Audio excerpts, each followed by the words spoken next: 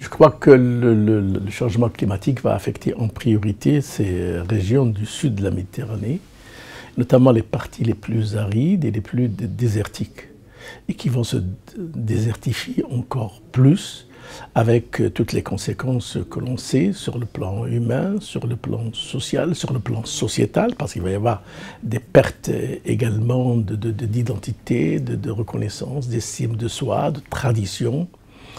Et dans ce cadre-là, il est essentiel donc de mobiliser les gouvernements, de mobiliser les pouvoirs locaux parce qu'ils sont dans la proximité et surtout de donner un programme, un projet à cette action de désertification, de lutte contre la désertification parce qu'elle est multiple. La première, c'est de diversifier l'économie pour distribuer plus de revenus, pour fixer la population et donc de donner moins de pression à ceux qui veulent émigrer vers l'extérieur, notamment vers les pays du Nord.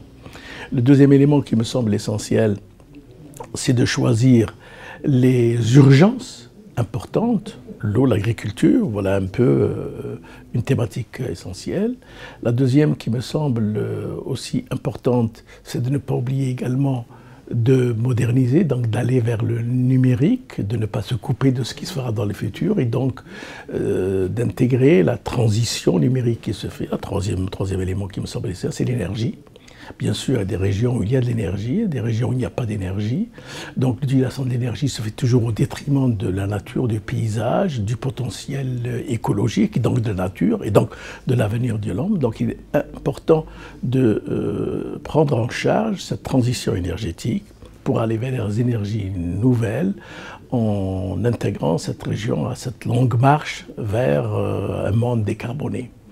Le troisième élément qui me semble essentiel, après l'économique, après bien sûr ces trois éléments dont je viens de parler, c'est de donner de la reconnaissance et donner de l'autonomie à ces régions en décentralisant beaucoup plus pour que la population se sente concernée par son futur, pour que les commandements, les orientations, les projets ne viennent pas d'un centre extérieur à ces régions, mais viennent de ces régions. Donc il y a un problème de réappropriation, de proximité, de décentralisation et de bonne gouvernance adossée à une acceptation de ce qu'on appelle les élites, mais aussi les populations locales. Le troisième élément, c'est que dans ces régions, vous avez une richesse patrimoniale, des civilisations, une histoire, un capital culturel, des traditions, un savoir-être, un savoir-faire qui est important. Donc c'est à préserver une diversité biologique, une diversité culturelle, des langues, des traditions. Et cela suppose bien sûr que vous mettez en place des institutions. Alors, dans ce cadre-là, nous militons pour l'institution d'un institut des déserts, qui doit être une plateforme de croisement des expériences utilisées dans d'autres continents où il y a des déserts, des pays arides, en Amérique, en Asie, bien entendu, et dans d'autres régions en Afrique. Donc c'est important d'avoir cet institut des déserts qui permet ce croisement des expériences, cet échange des savoir-faire, mais aussi qui doit capitaliser les savoir-faire pour qu'ils ne disparaissent pas, en leur donnant une empreinte durable. C'est important pour la mémoire, pour mémoriser. Et pour former également les gens à cette économie des déserts, qui est une économie particulière, singulière, spécifique, qui doit utiliser des instruments didactiques spécifiques, adaptés, et un langage adapté à ces régions. Et le deuxième élément, c'est de donner une discrimination positive à ces déserts. Par exemple, en Algérie, une partie de la fiscalité pétrolière est réinjectée dans les déserts parce que cette fiscalité provient des déserts et il est important qu'il y ait donc ce recyclage qui permette de rebooster le développement dans ces régions.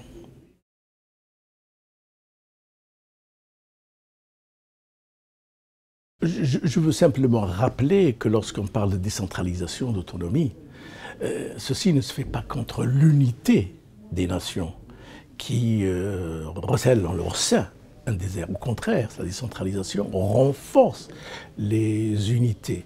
Mais au lieu d'avoir de l'uniformité, il y aura plus de diversité, donc plus de richesse, plus de racines. C'est important de le souligner. Unité et décentralisation ne sont pas antinomiques. Ils ne sont pas contradictoires. Au contraire, ils se complètent. C'est un élément important à dire. Donc en ce qui concerne Marrakech, Marrakech vient après Paris. Paris a été incontestablement un succès, mais un succès politique, puisque pour la première fois, toutes les nations qui, jadis, dans les dernières conférences, se trouvaient en confrontation, se trouvent aujourd'hui sur la même ligne. Et ce qui s'est passé à Pékin, au niveau des G20, avec la signature de la Chine, avec la ratification par les États-Unis, avec la ratification des 60 pays tout dernièrement à New York, sous les auspices des Nations Unies et de Ban Ki-moon, atteste qu'effectivement, on peut dire sans un optimisme exagéré que l'accord de Paris entrera en vigueur. Du moins, je l'espère, et nous l'espérons, nous de notre fondation. Le deuxième élément qui me semble essentiel, c'est que maintenant, il faut passer aux choses pratiques, concrètes, opérationnelles. Après le cadrage politique, il faut maintenant des financements, il faut des transferts technologiques, il faut également qu'il y ait de la formation pour permettre une meilleure réappropriation par les citoyens, les acteurs locaux, et surtout il faut intégrer dans ce sillage les collectivités locales et régionales qui sont un élément important, sans oublier bien sûr l'entreprise. Et là ce que fait l'EPMED avec son conseil de surveillance où il y a des entreprises, avec son conseil d'orientation où il y a des politiques, et avec son troisième conseil où vous avez les techniciens, les hommes de science, parce que la science doit parler dans le climat, elle a déjà parlé pour attester qu'effectivement le changement climatique est réel.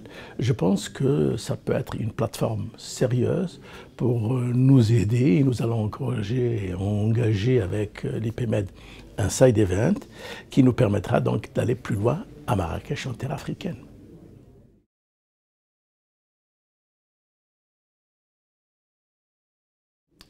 Je pense que, lorsque vous faites une lecture rapide du monde et lorsque vous étudiez la grammaire nouvelle de la mondialisation, vous voyez que les développements dans le cadre d'une régionalisation se font du nord au sud et du sud au nord. C'est important de souligner les deux itérations et que ce qui se fait en Amérique atteste ce tropisme entre le nord et le sud sur le continent américain.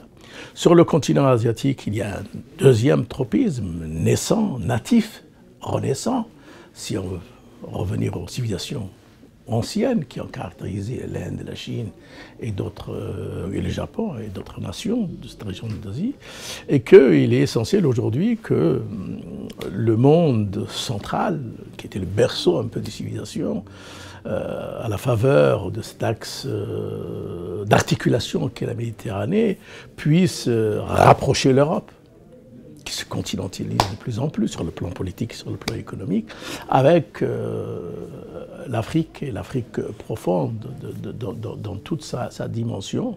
Et là, on peut avoir une troisième région si les volontés puissent se retrouver, qui aidera à l'émergence donc d'un autre axe de développement qui permettra une meilleure intégration par la régionalisation du monde.